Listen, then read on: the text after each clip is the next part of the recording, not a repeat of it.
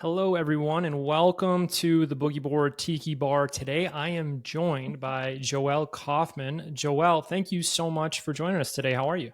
I'm fine. I even brought a drink to the tiki bar. There you go. I know I need to start sending people some Mai Tais or at least some cups or something like that. It's a little early for my ties, so truth is it's a tea. So we'll call it a hot toddy. Fair enough. Fair enough. I think that's on brand for us.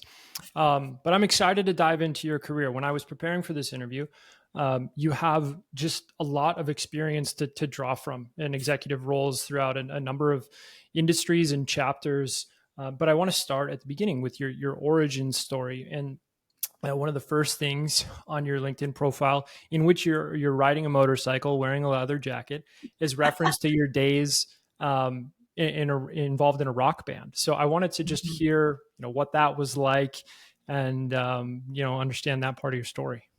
So if I can blow your mind, Kevin, I'm still in a rock band. Oh, awesome, awesome! I didn't So know that. I still front the band. In fact, my performance experience when I was growing up was musical theater. And so I even was dumb enough when I got to the University of Michigan. I said, "Oh, there's an audition for a show, Jesus Christ Superstar, really great show for a nice Jewish girl." And I said, "Well, I'm going to go try out." I didn't realize that Michigan had one of the best musical theater programs in the country.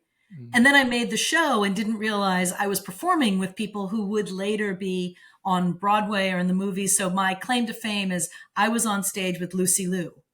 Oh, wow. And she's done great things. I'm super happy for her. But I had no idea. Like, I'm like, oh, it's a school musical. Woohoo. And so I did some musicals and then I stopped and I focused on building my career. And we can talk about that.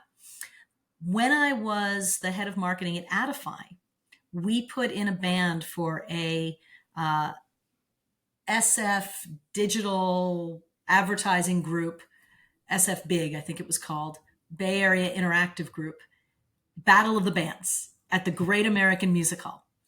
And I knew there was a band and they were practicing in the basement. And I walked over to a guy who works for me. So imagine this, Kevin. Your boss comes over. I hear you're playing in a band. We are. Can I come sing? I mean, how many different horror stories are going through your head, right? How do I say no and not get fired? What if she sucks? Oh my God, we're serious musicians and like singers can tank a band. Yeah. And so all of these thoughts went through Pravin's head. You could see it. And I looked at him, I said, hold on. This is just something I've always wanted to do. How about I sing one song with you at practice today? And if I'm not the sound you want, if I'm not any good, you say no, because I'd rather you win than I play. He said, all right. And I said, and seriously, this is like, it's a free shot. If I suck, don't worry about it. Because I'd never sung rock and roll in front of people. You want to do nothing from a chorus line, I'm fantastic. But, that's not rock and roll. So I go downstairs in the basement. They said, what song do you want to do? I said, do you know Hit Me With Your Best Shot? Of course they do. Everybody knows Hit Me With Your Yeah. Best Shot. So they start playing. I sing it and I'm facing away from them, right? The band is behind me because that's the way you perform. Mhm. I finish, I turn around and they look at me and say, don't ever leave. Awesome. And so I performed with them in the Great American Music Hall. They had a weird voting thing. So like when they named the winners, the guy who's a DJ here, Human is his name. He reads, he goes, this can't be right in second because we took second. And it was because they had this weird text voting and one of the agencies had like 2,000 people there. We won the second year because they fixed the voting. But I came off the stage. I was 39 years old. And my husband turns to me. He says, I know you did a lot of musical theater growing up. I'm pretty sure you were born to front a rock band. And so he and a bunch of my friends sent me to rock and roll fantasy camp. And then I auditioned there for the top masters band, having played in a band exactly once. And to do that, they tell you the song and you play that song with people you've never played with. And so I'm doing a little foot stomping music from Grand Funk Railroad. And you're looking out, Kevin, and the audience has a bunch of people that look like you and me, and then a bunch of people who really don't. And the really don'ts are people that have made a career in music. Yeah. right? And one of them, white hair, in a ponytail, white t-shirt, black leather vest, and he's jamming as I'm going. I'm like, all right, whatever I'm doing, it's working for him. I make the Masters Band. We actually played the Fillmore, but I found out that night that the guy who was jamming is God, what's his last name? He's the singer who recorded a little foot stomping music. It's his song. Oh man, that's And incredible. so then I was working with some pros, and they basically said, I don't understand why you're not playing professionally. Because apparently I'm actually good at fronting a rock band. And I looked at him and I said, 3 kids, 2 mortgages, and I like my career. But when I get on stage for one of my companies or when I do a talk, I come there ready to rock. I know how to take the stage Yeah. and bring you all on a journey. Well, it turns out that when we are doing sales and marketing, although not quite at the scale of fronting a rock band, we are taking people on journeys. We Mm. are storytellers, and we have to tune in to how people are responding to what we're playing. And if the response isn't good, we got to change the music. I love that.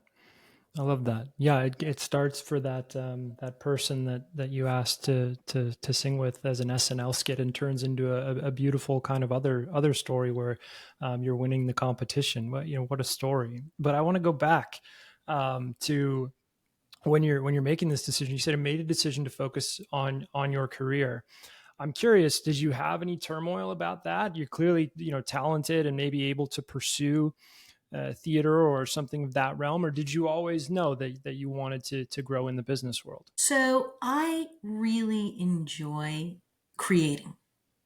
And the thing I found and I discovered in college that I enjoyed creating the most were incredibly high performing teams.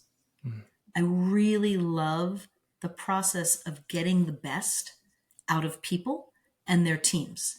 And it really defined the arc of my career. Mm. I would say I'm a good sales and marketing leader. Like I have good instincts. I'm a good negotiator. I'm somewhat pleasant to engage with.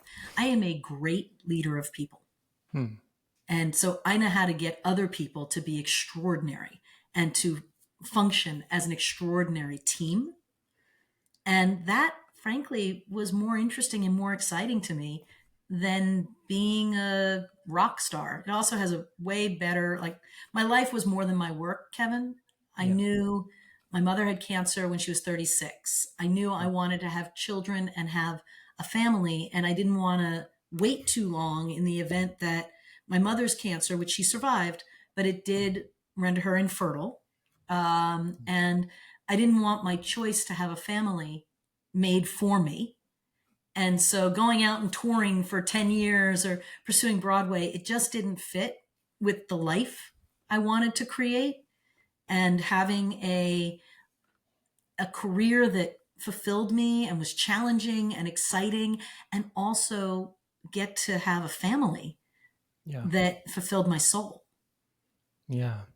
Well, that makes a lot of sense. And so you're ready to think about leading teams. It's clear that that's on your mind early, but you do kind of have to earn that, You right? And do. so from what I understand, early in your career at Firefly Network, you were involved in different types of the business development and revenue, and maybe there was like a large deal in there that I saw, a tentpole deal on LinkedIn that Yeah, maybe helped propel you. Could you tell kind of sure. how that deal specifically influenced you? So I can, because it's actually a really instructive story. I had an idea in business school for a business, and one of my professors introduced me to what was then Agents Inc., became Firefly. And my idea was we could get more people to read more books. This is 1995. Okay. Wouldn't it be great if we could make it a lower risk to read a book? So I could recommend a book to you, Kevin, but I don't know anything about the books you like, how you read. I know nothing. So my recommendation is kind of But if I knew what you liked and I recommended a book in the same genre or similar length or pacing or what have you, the probability that you'd enjoy reading that book goes up. So Yeah. couldn't we use technology to figure that out? Well, Agents Inc. had taken some technology out of the MIT Media Lab to do automated recommendations. And this did not exist in the world. So we have to just go back. You're in 1995. We're using dial up. Okay. AOL is the primary on ramp to the internet. Mm. All right. So I have this idea. They say, you got to come here. So I came there and I started it as a project and then I joined them. So I have this idea about books. I'm like, well, I really should talk to people that know the book industry. So I reach out. I was at Harvard, so I had a good calling card. Hi, I'm a student at HBS. Can I ask you more about what you do when you sell or market books? So I'm talking to the presidents of marketing, which is a title for tons of publishers. And I'm working my way into Amazon, which was tiny, into Borders, into Books A Million, both of those are dead, and into Barnes and Noble. And what I'm doing is I'm testing my hypothesis on my product. I'm testing my product market fit. I had concluded the publishers weren't the place. It was going to be the booksellers. And I thought it would be in store, but that was going to be hard. It wasn't going to be in store. It was going to be online. Okay. Then it became, it's not a product if no one wants to buy it. Mm-hmm. Now, Firefly had made a choice, a business decision that we wanted to own the data. Because we were way ahead. Data was going to be what mattered. And that meant if you're in book selling, you're not going to have more than one in that segment because there is no way Barnes and Noble is sharing their data with Amazon or Amazon sharing their data with Barnes and Noble. Like, it's never happening. Right. But they were both interested. And so I started negotiating deals. And Barnes and Noble was more interested and was willing to pay more. And the exclusivity they demanded, I was able to extract a premium for. And now, before I had a product, I had a buyer and I had an implementation plan. And now I went from being an individual contributor to we have to deliver for this customer. Now I'm running a team. I'm running a team of developers. I'm running a team of designers. I'm actually running customer success because I have a customer and they've never done this before. And so figuring out how do we want to run this so that everybody can bring what they bring, but we're not, God, keeping people in meetings constantly. And so for about 6 months, I didn't have a different title, but I was the team leader. And we launched barnesandnoble.com. And when it came out of the gate, it had, if you like this, you'd like that. And I think it was the first one. Wow, that's amazing. I mean, I use Goodreads today, and Libby to some extent, but my my usage of Goodreads is exactly that. I try to tell it, I know what I want, and so I'm grateful because I need that in a busy life to have that prescription, and it makes total sense that you have just sort of this practical entrepreneurial vision within the company. You have a great idea, and it eventually vaults you into this leadership position. And I'm going to fast forward a little bit here because you have a number of places where you did a lot. But during your time at Adify, it seemed like you were really kind of defining like a new space. And so I was curious, you've now had experience in team building at Firefly and other places. You use the phrase Hall of Fame team. And so I'm curious how you approach building a Hall of Fame team, maybe through your lens of Adify. If it's all right with you, I'd like to use the lens of Bloom Reach. Yeah, sure. My Adify team was great and I love them, but we reached an outcome within a year. And so that was really about category definition and how do we own and define a category. But if you want to talk about a Hall of Fame team, at Bloom Reach, I joined the company as the first head of marketing and arguably the first marketing hire. There was someone else who came on about 5 weeks before me. And actually, we weren't a good fit and she moved on. And I wish her all the best. But I had to build the team, right? And Bloom Reach was growing fast. We had a capability, another AI technology that understood how to capture the long tail for e-commerce sites and do it in a way that was compliant with Google, but raise the visibility of their long tail products, which, is really valuable, right? Really valuable when you're talking about catalogs of tens of thousands of items. Not as valuable if you have a 200 item catalog, but that's part of our targeting. And so what was interesting is you start with, what do I need on this team? And go to genetics. What's the DNA I need on this team? So one of my first hires was somebody who counterbalanced me, had a very different style because I'm very go, go, go, high energy. It's big. Frankly, it can be exhausting. And I know how to dial it back, but usually companies want me at full capacity, but that's exhausting to the team. So I wanted my number two to be somebody whose style was softer, whose Mm. style was, I don't know how to tell Joelle this, but, I don't agree. And he could say, hey, how do you create space for that to come out? So I am so lucky that I found somebody who not only had a complementary style, but he brought tremendous RevOps knowledge. He'd been in it. He liked it. He understood what was cutting edge in sales development. And when I brought him in to be my partner on the growth side, he could own it and drive it. And if you ask him, he'll say my bringing him in transformed his life. Mm. And we worked together at multiple companies for 7 years. But so immediately we're creating different personalities can succeed here. We're going to have high integrity, ethics. We're going to be radically candid, but kind. Mm. And we are going to have, when I say integrity, we're going to say what we're going to do. We're going to be ambitious and we're going to do it. Well, then we start bringing in other people. And I remember I needed a social media leader. And, back then, my thinking was this is probably going to be a younger, a native. And so we're interviewing, but I'm not interviewing for younger. I'm interviewing for people who really get social media. And I Mm. meet a guy who's maybe, I don't know, 5 to 10 years younger than me. So he didn't grow up on digital media, on social media, but he had made a point. He'd made a pivot in his career and he was actually really knowledgeable and really good at it. And he had that ad man kind of sense of Mm. what would resonate with people, what would be fun and catchy.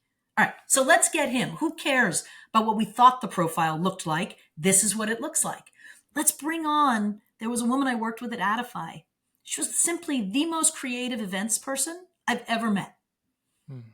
And at Adify, she'd asked me to explore other career things, and we did. But it really came down to, in this particular thing of field marketing, she was exceptional. And I said, do you want to do that here? Now, she's not exceptional at other parts of marketing. And then I got the opportunity through an intern. By the way, she's still exceptional at field marketing. And, I'm thrilled that I got to work with her at multiple companies. Then I got a woman that had interned. Before I got there, like, hey, we have this intern. We think she's great, but she's in the wrong role. Are you interested? And I said, ooh, someone graduating from the MIT Business School, Sloan, really smart, somewhat technical. Can I make her a product marketer? And can I make her the kind of product marketer I like, which is not a collateral junkie, but rather someone who is deeply committed to understanding the customer and the market and being out in front with the field. And so I'm piecing together these components of what makes for a great marketing team. And are the personalities not the same, but can they respect each other? That team stuck together. I was at Bloomreach for 4.5 years. That team had the lowest attrition of any team in the company. And this is in Silicon Valley in marketing. They still all get together when they're in town to see each other. There were more people, but for most of them, and this was a value of Bloomreach, we wanted to be the most transformational work experience of your life. I took that really to heart. I wanted being on this team within this company to transform your life. And we did, and we kept doing it for other people. How did you know how to do that, and then the extent to which to place a priority on that? You talked about even in your early days, like wanting to build a team, wanting to lead, wanting to develop culture. Is that just innate within you, or was there something that kind of catalyzed that in your life? So the innate was I was always very comfortable being responsible and having to own the outcome. That maybe I'm the eldest child. I have no idea where it comes from, but because my sister's actually really good at it too. But maybe it was just a ethos in my house, like you do, you don't complain, you fix. Like, okay. So I came out with that. And then my freshman year of college, craziest thing happened. I rushed a sorority, crazy one. They made me pledge class president. 48 women chose me. I had never won a popularity contest in my life. I would argue it's still highly unusual. But they kind of all felt like, yeah, we like her. She can get stuff done. And I was the pledge class president for the entire semester. And then we initiated. And by the time we had initiated, we had accomplished everything we wanted as a pledge class. And they hated me. And that was really a great lesson because I'm so driven, like get it done, accomplish, that, I kind of ignored it's a sorority. We're there for the relationships. And if we don't accomplish everything, but we build more relationship and we like each other more. By the way, these people now like me again. I made an adjustment. But I was hurt. I thought I did a good job, and they expressed their displeasure in the election for leadership roles, and I got a little itty bitty role instead of a meaty role. I'm like licking my wounds. And the president of the sorority, the incoming, I want you to know this woman is 20 years old. This is what makes this profound. I go in for a transition meeting. We talk a little about my itty bitty role. And okay, great. And she looks at me and she says, "You're hurt." And I said, "Well, I thought I did a good job." She goes, "You did, but you kind of missed the bigger picture." I'm like, okay, fair. She said, "But I think you're the next president of this house." I looked at her, I said, "Teresa, you're on drugs. They don't want me to do that." And she said, "Yeah, they don't right now. And you'd need to make some adjustments, but you have the leadership capabilities. You have the backbone. I think you're the best person for the job if you want it." And I said, "How is that going to happen?" And she said, "I'll teach you what you lack." And what she taught me was my first lesson in leadership communication. I ended up majoring in organizational psychology.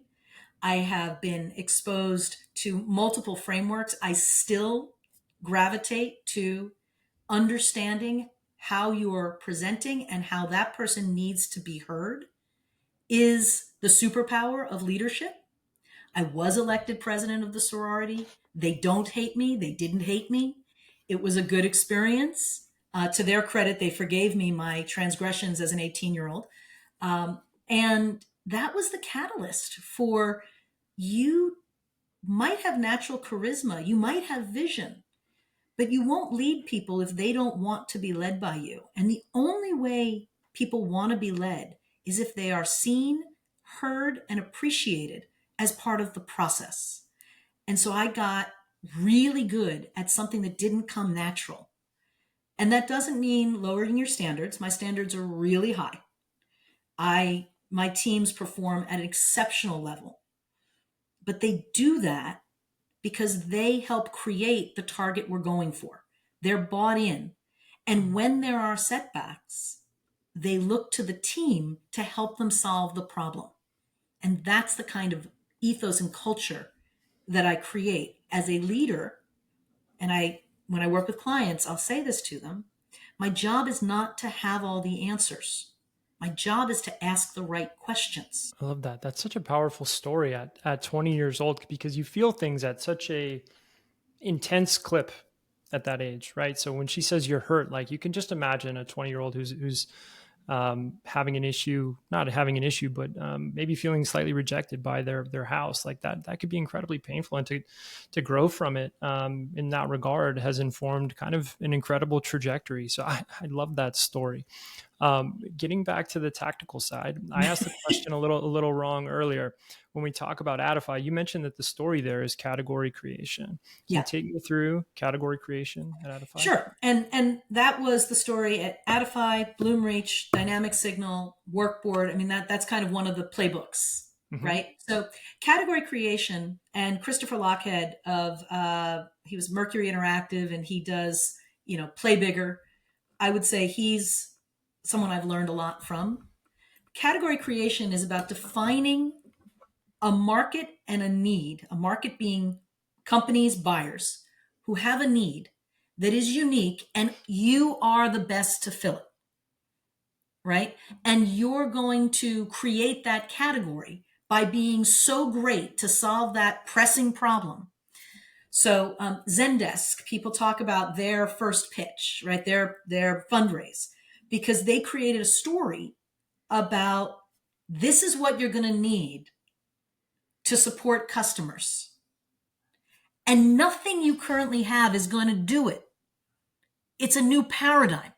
That's why there's a new category, right? So I did that with vertical ad networks. Why do you need a vertical ad network? Well, at the time we were focusing on hyper specialization.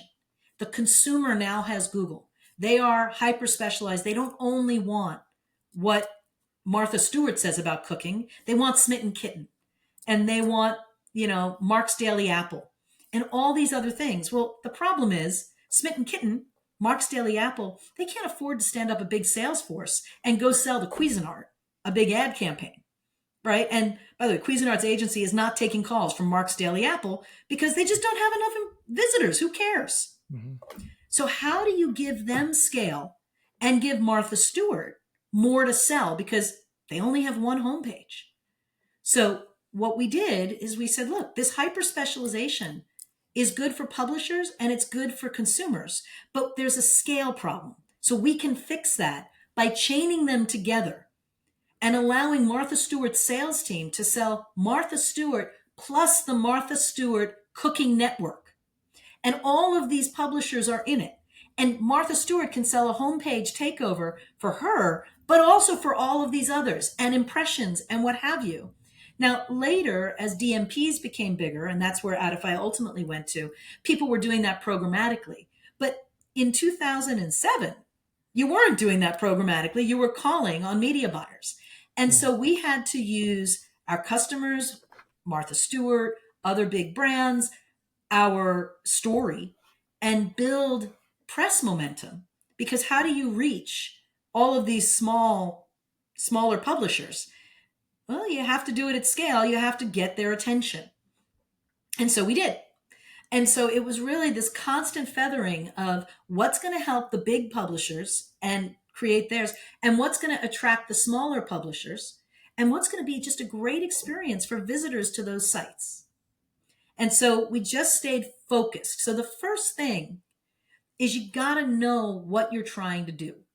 A lot of SaaS companies, a lot of companies, like, we can do all of this stuff. We have a horizontal play. Great, but nobody can sell and buy that, right? They have to buy for their problem.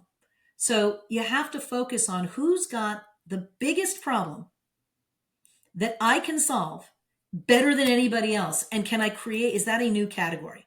So in Bloom Reach, we initially did it with being, web discovery. And that moved into a digital experience platform. With Dynamic Signal, it was about employee engagement and not about surveys, but actually about engaging them in a bilateral experience. Wow.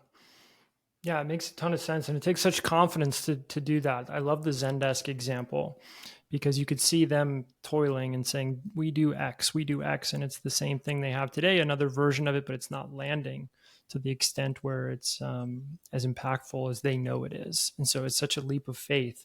But to hear those success stories, it's why we build product to kind of change the paradigm. So I love that.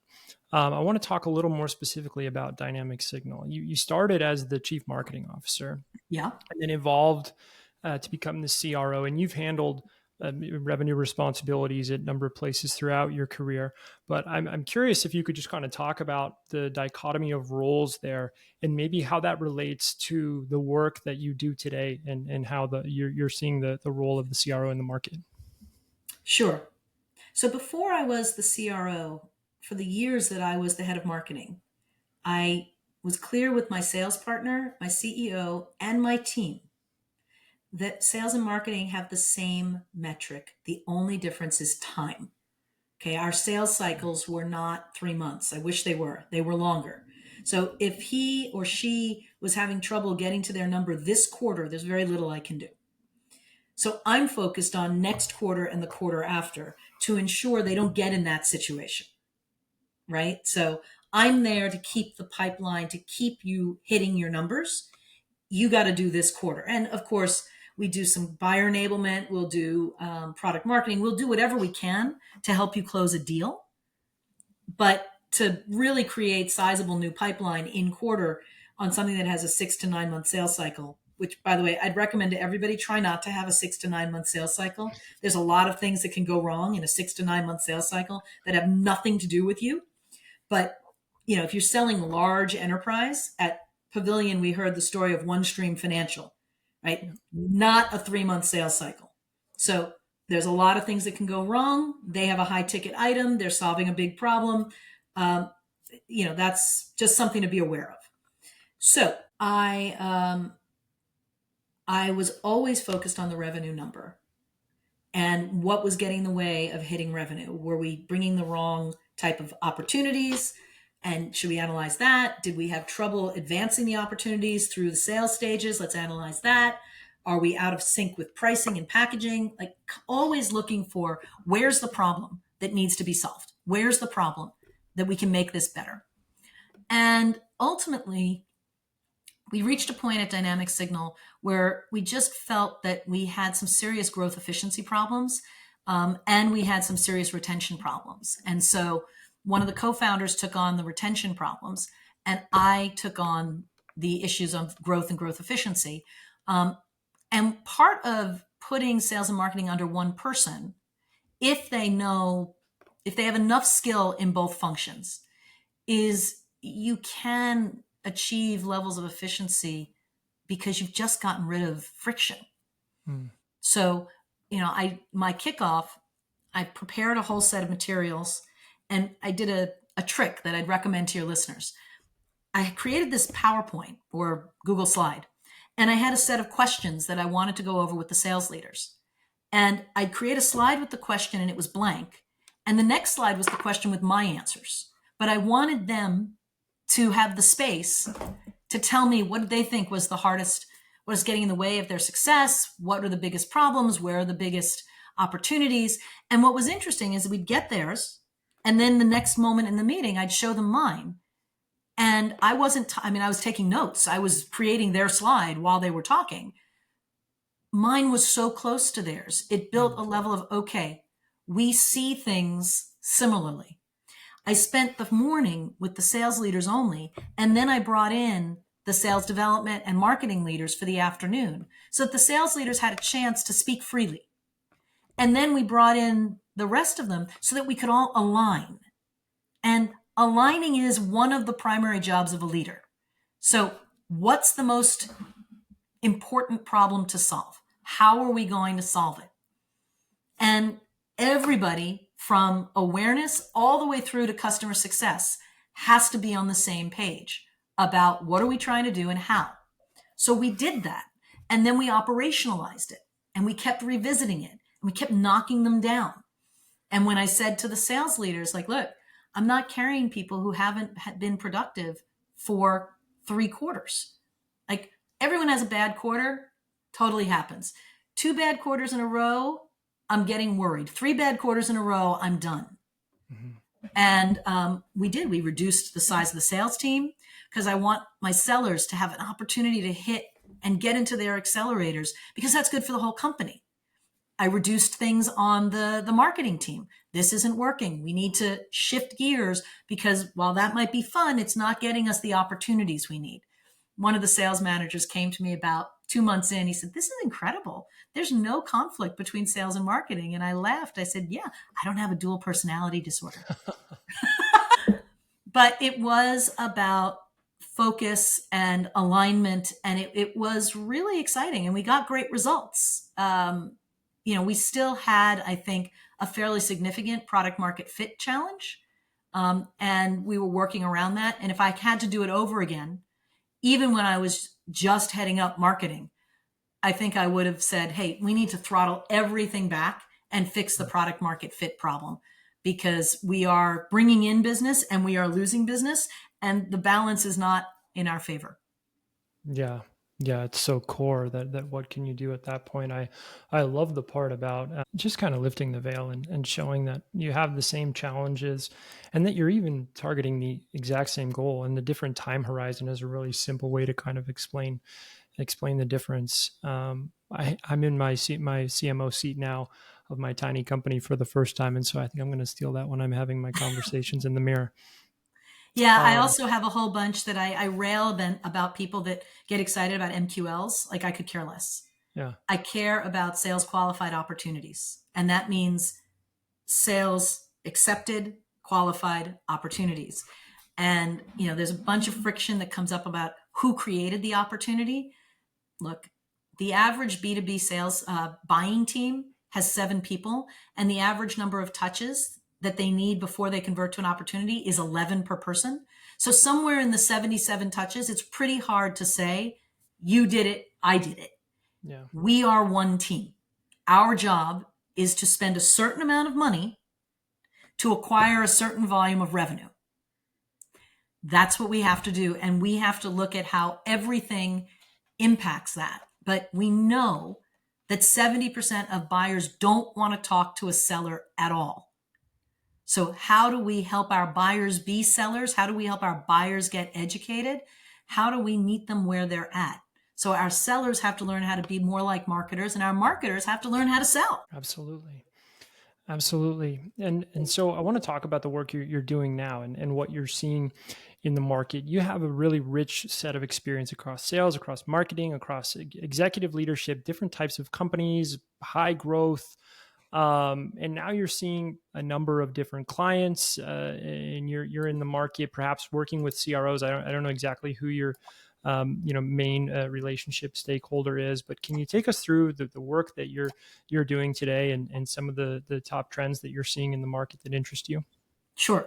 So I work with senior leaders who focus on revenue. That can be CEOs, that can be CMOs, CROs, or people stepping into those roles in the near Mm. future.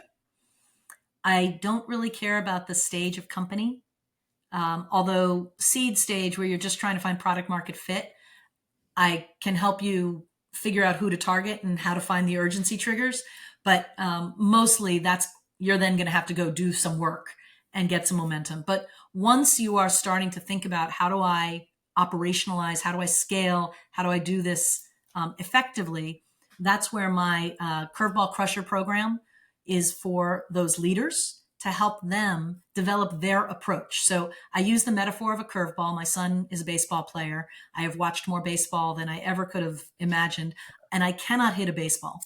But the metaphor of a curveball, you said you're wearing the CMO jacket. You're seeing curveballs all day, whether it's part of as a founder, as a leader, as the CMO, because if it's not a curveball, it probably doesn't reach you. You've got other people who are able to handle that, and they handle curveballs in their world. But to get to me, it's got to be a good meaty curveball. So you're going to see a lot of them, and you need an approach. Mm. So what I do is I help people understand what their natural reaction and their go-to pattern is. And that go-to pattern worked. It got you where you are. Like my go-to pattern made me the president of my pledge class. And it worked until it didn't. When you realize that all of our patterns have costs and that we need to be able to draw different arrows from the quiver, that's where you work with someone like me. So the elements of your approach are focus and alignment. You would be astounded. Well, you saw it at Pavilion's GTM 2024. Like less than 20% of leadership teams are aligned. If your Yeah. leadership team isn't aligned, your revenue team's not aligned. Now you're not only competing with the market, you're competing internally. So focus and alignment is the first part of your approach. Understanding your strengths, the strengths of your team. You have to know what you've got when you're facing the curveball. And if you notice, well, I got a big gap. You asked me about how I knew to hire. Well, you keep looking for that gap analysis, and either you're going to develop that in your existing people or you're going to bring someone in. Mindset, okay? In your role, if you look at curveballs and you're like, oh, another one, you're going to be exhausted by the end of the day because you're going to see all curveballs. If you look at them and say, cool, And I want to make this really personal. I'm a 40-year generational cancer survivor. I faced my own diagnosis in January of 2023. There is nobody in their right mind who's going to say, oh, January 2022, excuse me. There's no one in their right mind who's going to say, cool, I got cancer, because that's sadistic. But you don't get a choice if you get cancer. So the next step after you say, this sucks, okay, and I have to go through it. So how do I want to go through it? And how do I make this as successful, as bearable, as uplifting as I can? Because I have no choice but to go through it. Same with the curveballs you're seeing. You have no choice. Even if it's awful. There was a day at Bloom Reach, we thought our $40 million run rate business had evaporated overnight due to a change on Google's side. That is not a good curveball. And you still have to hit it, right? So mindset is, how do you absorb the blow, let yourself process the feelings, and then transform it and find opportunity in it. My cancer year became one of the happiest of my life. Now that's a story for another podcast. And I have a book coming out in January about it. So anyone who's interested, it's Crushing the Cancer Curveball. But again, you can apply an approach to any curveball. So focus and alignment, strengths, mindset, resources. What do you got? You got money, you got time, you got customers. What do you got? How's that going to help? And underneath all of it, the fulcrum on which your approach lies is leadership. Who do you have on the team? How do you communicate with them?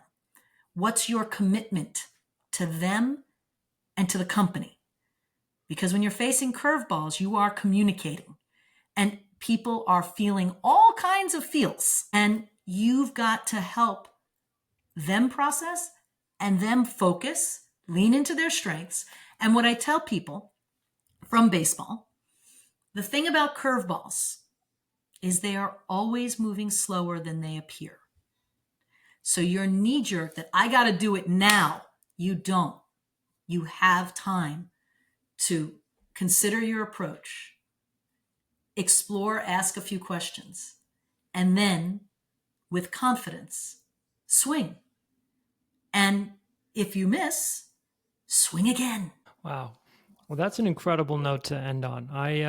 I'm getting excited to kind of take the metaphorical baseball field just listening to that. And any entrepreneur, anybody in business can relate to those curveballs, and looking for them with a great attitude and getting through things can teach us so much. And so we'll definitely look forward to your book coming out, and we'll share that as soon as it's available. So I hope you'll please let us know, because we'll sing it from the rooftops. Thank you. Well, and for people that don't want to think about the cancer curveball, which, if you don't have to, I wouldn't recommend. I also wanted to offer your listeners 5 strategies for building growth and efficiency in 2025. And so I'll offer that through gtmflow.com/boogieboard. So they can, hopefully get at least a couple of ideas that they can use as a catalyst for conversation with their teams, and a way to start with the beginning of your approach, which is focus and alignment. So we can't just say, we want to grow 30% next year or 100% next year. Like, that's not a goal. That's a metric, right? We want to talk about, we're going to be the best RevOps solution for sales leaders who have this problem. And we're going to be so good that we're going to make it this much easier for them to hit their numbers and exceed. I mean, who doesn't want that? Amen. Well, we appreciate that so much. I will link that in the notes once we get the first snippet up and the full recording, of course. Joelle, I know you're very busy with kind of a number of things that you do right now, and I'm grateful for you taking the time to talk with me today. It's been a treat. Oh, this has been really fun, Kevin. I hope it helps you. I hope it helps your listeners, and it's all good.